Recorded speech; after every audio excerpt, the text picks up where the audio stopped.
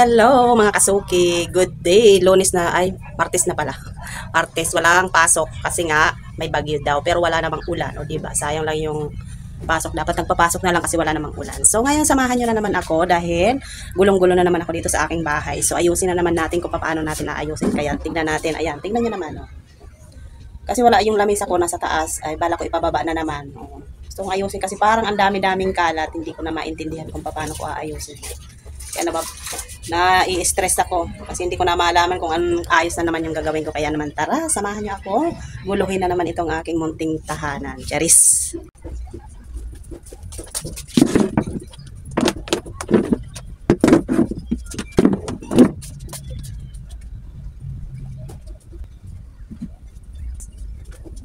Ayun, lamisa, ibaba nyo na. Ang hirap maglinis ng lipit dito ng walang lamisa.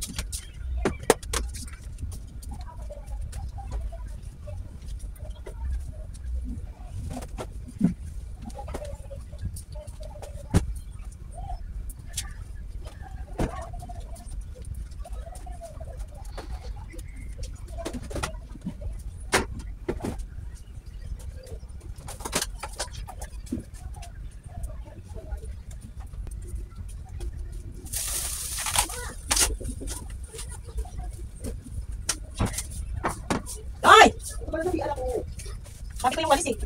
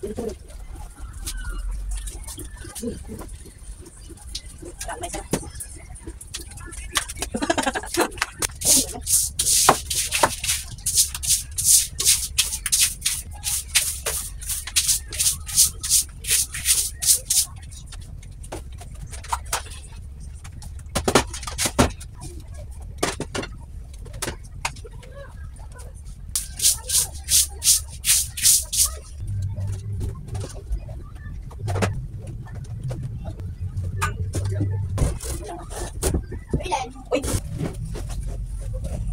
Lipat to the max. Yan, lagay mo lang dyan. Ayan. Madali mo boy. Lipat again. Ibaba na yung lamesa.